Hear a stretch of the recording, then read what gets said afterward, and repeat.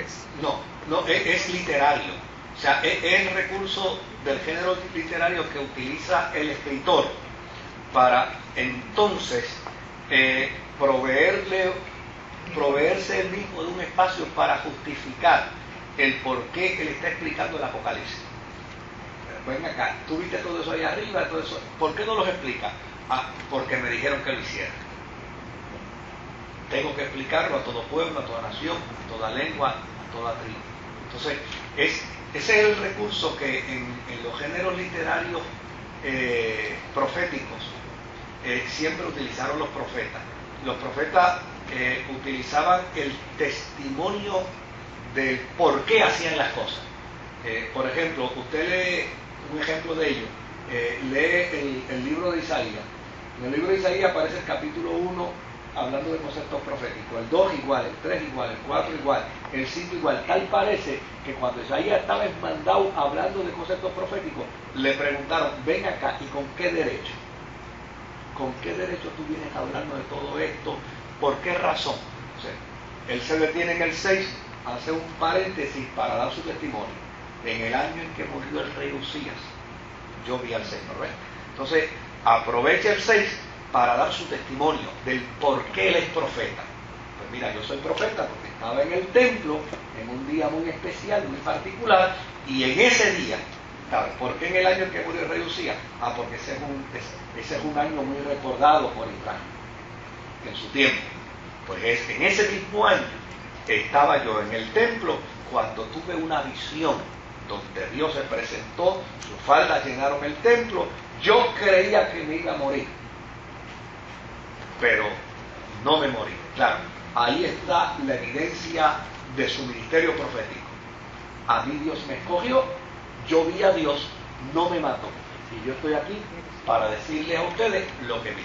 ¿Ven? Entonces, el capítulo 10 es ese recurso que utiliza el profeta para entonces justificar, porque obviamente, oye, está muy bien, tú dices que a ti te dieron la visión, pero ¿y por qué te la dieron a ti y no se la dieron a otro?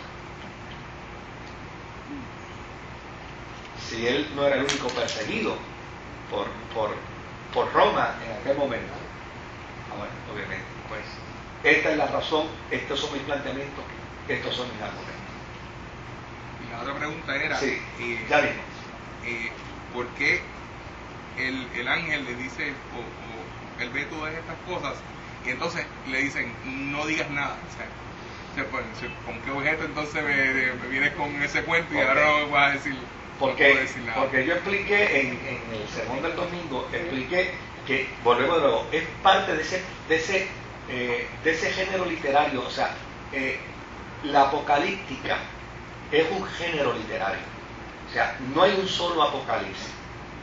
En la Biblia está Daniel con planteamientos apocalípticos. Está Ezequiel con planteamientos apocalípticos. Pero hay otros libros deuterocanónicos fuera de la escritura que son libros apocalípticos, como el Apocalipsis de Moisés, como el Apocalipsis de Judá, como el Apocalipsis de Esdras, como el Apocalipsis de Débora. Es decir, hay otros apocalipsis y todos tienen un género literario bien parecido a este. Entonces, desde luego, dentro de ese género literario está la intriga, que fue lo que yo ejemplifiqué con las novelas. Las novelas es un género. O sea, el género de la novela, ¿qué demarca? Que en el momento en que la cosa se pone buena, ahí la cortan, para obligar a que al otro día la persona esté perenne frente al televisor esperando qué fue lo que pasó. ¿Ves? Entonces, ese género literario apocalíptico usa ese elemento de la intriga, de qué pasará. Entonces, se me dijo que no dijera nada, pero a fin de cuentas lo está diciendo. A fin de cuentas lo está diciendo. De hecho, entre las cosas que dice él que es el gran misterio, está precisamente más adelante en el capítulo, donde dice, el gran misterio es que todas las cosas sean gobernadas y sean dirigidas por el Rey de Reyes y Señor de Señores, el soberano Jesucristo. ¿Ven? Entonces, pero es parte de un género literario. Cuando uno analiza el libro, claro, una cosa es hacer lo que yo hice el domingo, que es predicar sobre el libro. Y otra cosa es hacer lo que hacemos todos los martes, que es hacer un análisis crítico del libro, tratando de ver cada una de las escuelas, cómo lo plantean, cómo lo ponen. Y ante ese elemento, pues uno llega a esa conclusión. La razón por la que le dicen lo que escuchaste no lo puedes escribir, es porque es la manera como él va a mantener en su género literario la atención de sus lectores. Pero a la larga, él les va a decir lo que vio. Y de hecho, desde el capítulo 11 en adelante, empieza en alguna medida, sin decir que eso fue lo que escuchó, empieza en alguna medida a poner, porque obviamente el mensaje es claro, el mensaje es: todas las fuerzas del mal serán destruidas por el poder de Dios. Ese es el mensaje. Y ahora, después de aquí, empieza entonces, el capítulo 11 es un resumen.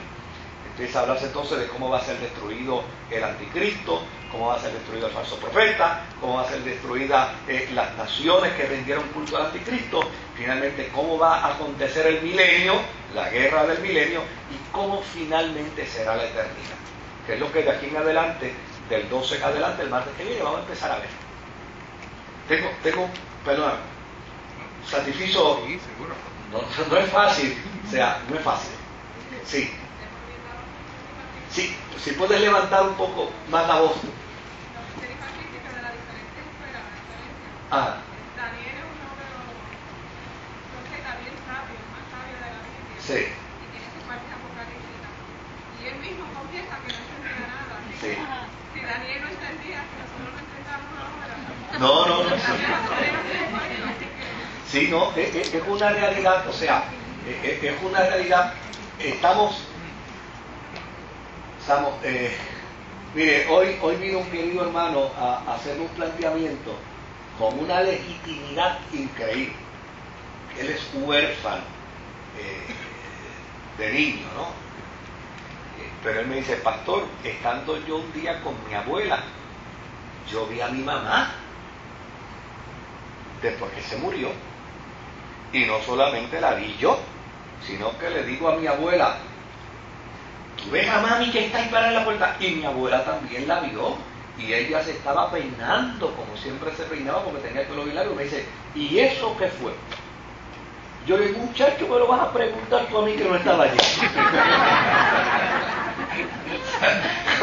¿Cómo iba a pretender que yo, que no estaba allí? Claro, la persona ya tiene cerca de 80 años, le sucedió, eso hace 70 años que sucedió, yo no estaba allí. Y tú vas a pretender que yo te explique algo de lo que yo no estaba. Imposible.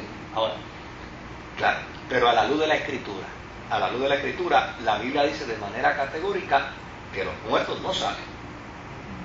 Ahora, viene entonces el planteamiento, perdóneme la digresión, pero yo creo que nos va a ayudar.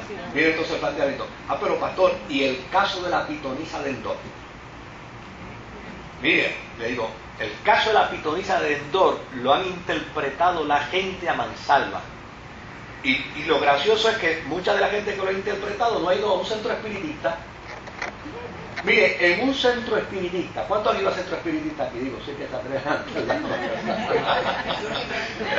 Mire, en un centro espiritista todos los días hablan muertos, porque la media unidad invoca a los muertos. Ahora, ¿usted ve el muerto? No. ¿Sabe quién es el muerto? La misma media unidad. Sí, porque ella es la única que lo... La misma media unidad que imposta la voz, que asume una postura fisiológica distinta, para con ello demostrarle al que fue a hablar con el muerto, que está hablando con el muerto. Pero a fin de cuentas, el muerto no habló.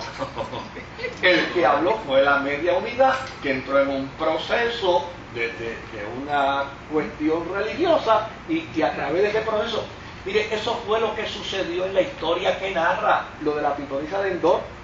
Cuando la pitonisa de Endor dice: por ahí viene